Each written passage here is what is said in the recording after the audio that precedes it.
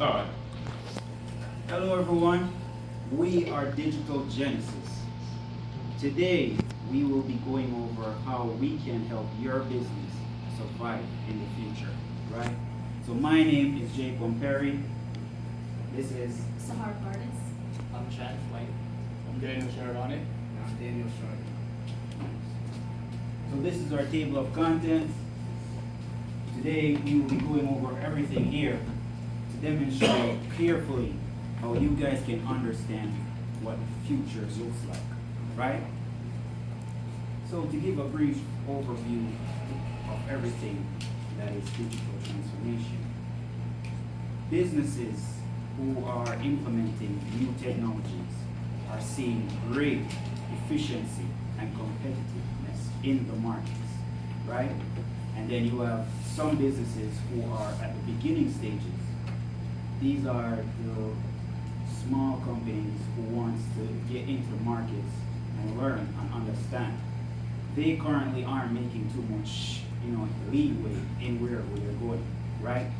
And so with businesses implementing innovation, implementing digital, a new digital outlook within their own industries, it can really streamline so much within their organization. And so there needs to be let's say, a culture, of innovation and growth within all organizations in order to really survive what is to come in the future. And so we don't want another example of Netflix and Blockbuster, because Blockbuster right now is just an adjective. And so let's go into the current state.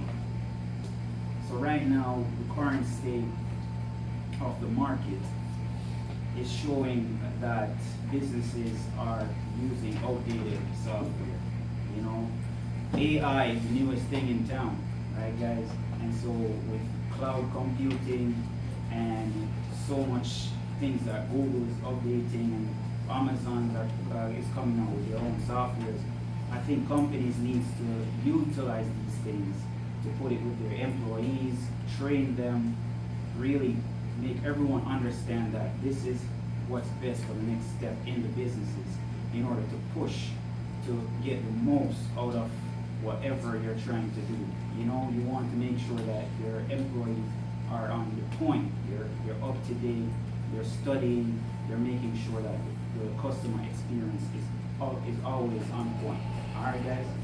And so with that being said, we'll go over the SWOT analysis, which is the strength, the weakness, the opportunities, and the threats.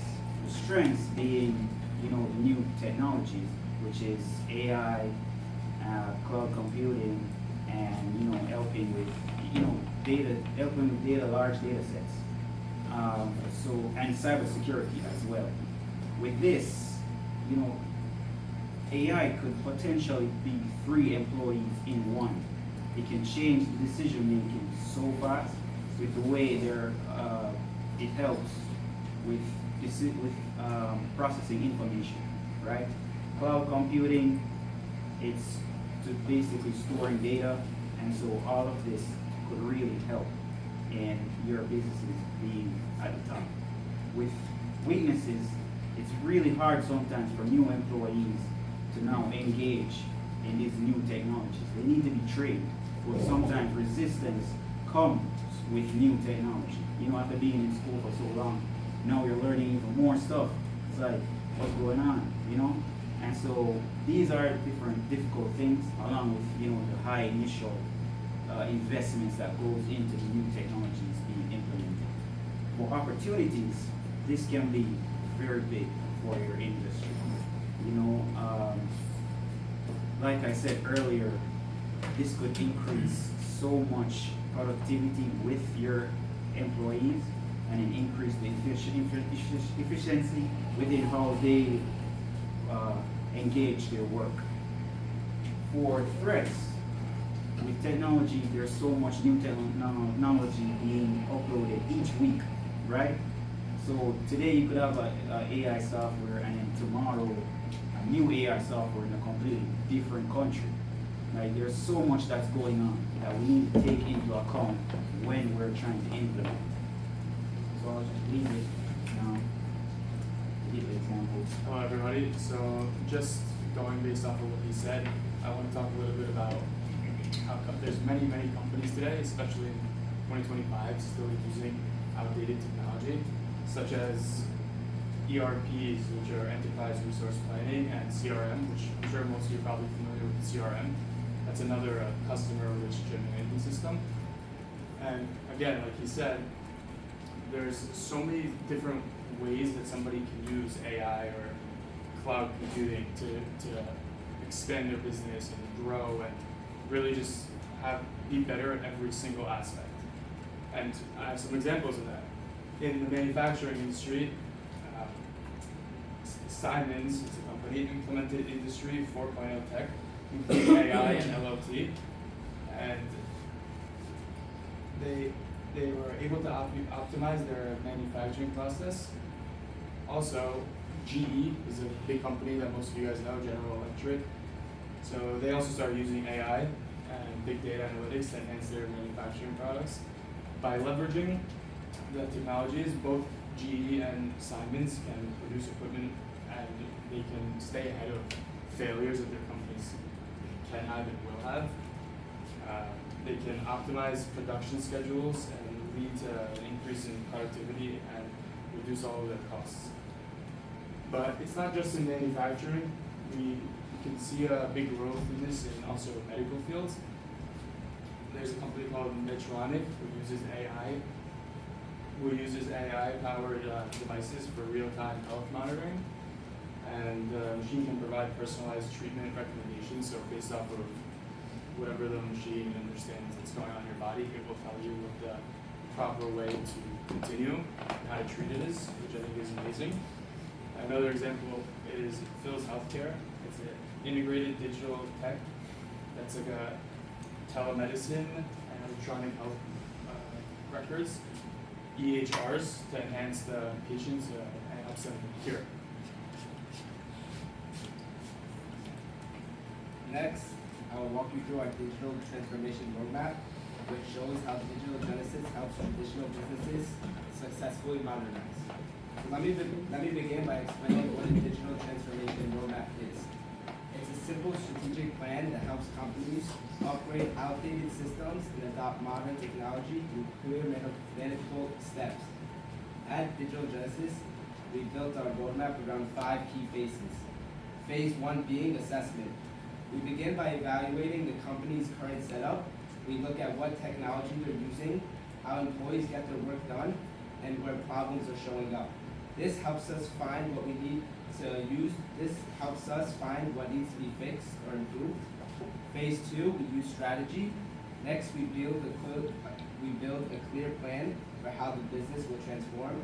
We select the right technology, set realistic goals, and outline exactly how the changes will be carried out. We also prepare the team so they feel ready and supported before anything changes. Phase 3, we execute.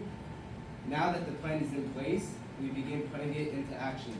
We install the new technology and work directly with employees as they start using it in real tasks, such as like tracking orders or helping customers. The goal is to make the new tools feel like a natural part of the workday, something that makes tasks easier, not harder for you. We also make sure that the system can grow and change within the business and as the business progresses. Phase 4, monitoring. After launch, we track performance using key metrics like productivity and customer satisfaction. If something's off, we adjust quickly to stay on track. And phase 5 is the final review. In the final phase, we meet with the company's leaders to go over everything that's changed. We highlight the improvements we've made and talk about the progress the company has achieved. We also give clear suggestions for what they can focus on next. This step is about making sure that they can understand the full impact of the transformation and feel confident moving forward on their own. Nice. And so, with all that said, we have goals, right? And our goal is to make sure that you're doing well. We need to make sure that these new technologies that are being implemented, they are streamlining progress, right? And you're able to extract valuable insights from large data sets. And so with all this being said, there are certain projects that we will be doing as we're working with you. We want to make sure that we're getting the most out of your employees so that they can do the job to the T. And so the projects that we will be doing is working alongside these employees for months on end to make sure that they're potentially at the best and they're providing the best value to all of your customers, right? And so in terms of timelines, I would say it depends on the company, because if you're implementing a new technology, you have to invest. You have to invest time and invest a large sum to the technology that you're implementing. And so regarding whether or not you're serious and you're upfront, that could be 3 months, or if you're withholding and you're not too sure about making the investments, this could be potentially like 1 year, 2 year, but that could be late. You could potentially be left behind in the markets. So this is also something that you need to be taken into account when you're investing in new technology, about how fast these things can determine whether or not you're at the best and you're providing the most value. Thank you. As one of my group members previously mentioned, we have 4 phases in our implementation plan of Digital Genesis. The first being assessment of the company. First, we take a look and conduct a comprehensive assessment on the companies that we work with. It ranges from anywhere from their technological structure and also any inefficiencies that we might spot.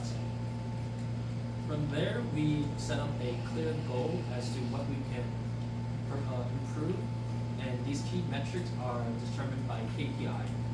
But that will be the planning phase, where we set up success goals and determine how and when we should adjust if something is not going to plan. When we set up these goals, we also want to train the employees and make sure that we're not getting rid of anything inefficient, or sorry, anything substantial, but we may initially perceive as inefficient. We may be seen as an AI company that just replaces necessary human labor, but we also want to make sure that we're actually creating more jobs and opportunities for these people rather than just outright replacing them, which is why our focus is to train these people as we set up these initial systems, so that they can work alongside our new and updated technologies rather than creating employee discontent and also resistance to the new technologies that we may incorporate into the companies that we're working with. And during this implementation phase, which is the 3rd step of 4 phases, we will track key performance indicators such as employee satisfaction, the customer satisfaction, and see whether or not they are following along or are pleased with what we're doing. And if not, we must maintain flexible and structured, data-driven tools and adjust whenever needed. And finally, after we finish implementing these tools and potential new upgrades to the company that we're working with, we must continue monitoring it in case that there are any additional feedback or help that we may need to provide to the staff members at the companies that we're working with. So in order to take hold of responsibility and not just leave them as many other consulting companies might do, and they just relegate back to how they were before, being inefficient and not determined to continue onwards with improving the infrastructure. Next slide, please. A big important part of our digital strategy is budget management and what happens if we go over budget. For budget management, there's a case that's very likely that we will go over budget, and to make sure that that doesn't happen, or at least make sure that we are responsible and capable of handling such issues, we must set up a clear oversight over what we are spending the money on, what we're doing with money, and why, if it does happen, we're over budget. And to do so, we're also planning to allocate budget resources efficiently so that the worst case scenario of running over budget doesn't happen. And to allocate these resources properly, we need to train key staff members from the company that we're working with. We have to ensure that they're both understanding of the company's vision and also our software, or any potential optimizations that we may continue with. And using these team leads that we we personally train in more dedicated fashion would trickle down to their team members, which in case will improve employee dissatisfaction and make us feel less of an outsider to the company. And budget allocation aside, there's also other risks that we also have to comprehend and assess for. Those risks include people being intentionally difficult and not wanting the company to change in fear of losing perhaps their jobs, or in fear of perhaps being like they're being pushed out of their like management roles. For example, a boss or manager, they feel like they're being replaced by a more efficient management tool.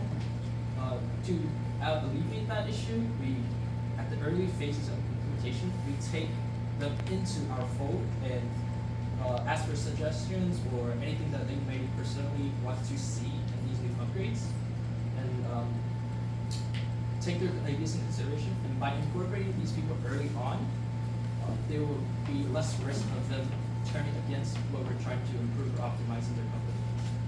And finally, there might be disruptions to a company in our implementation plan if we do it all in one go.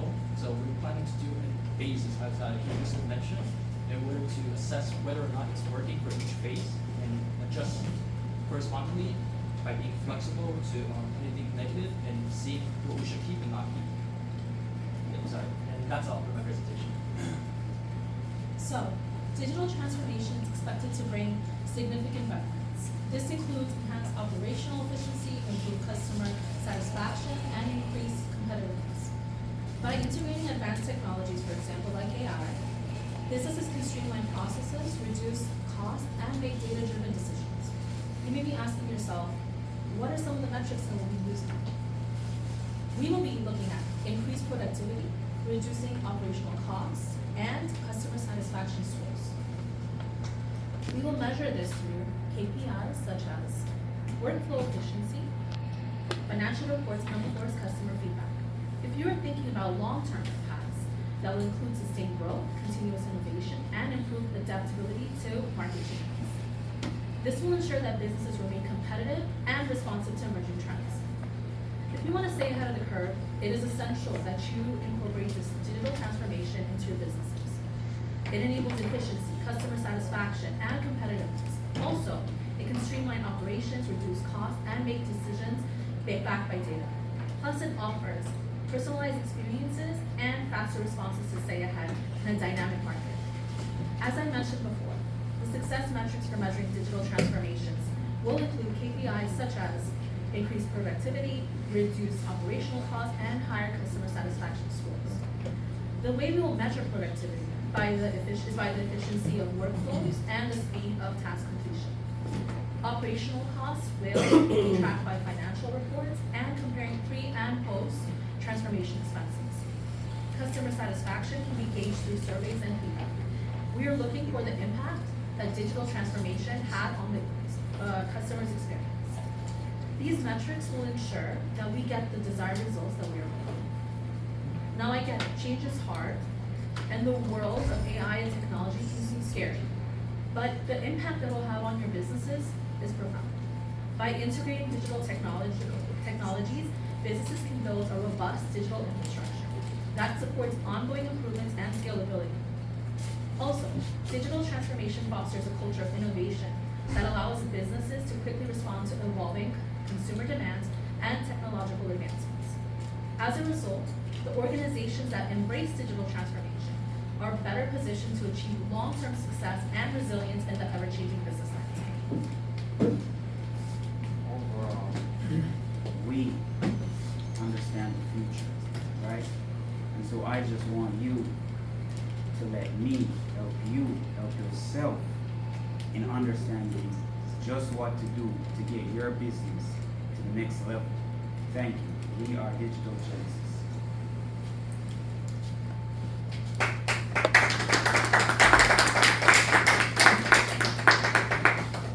Are there any questions?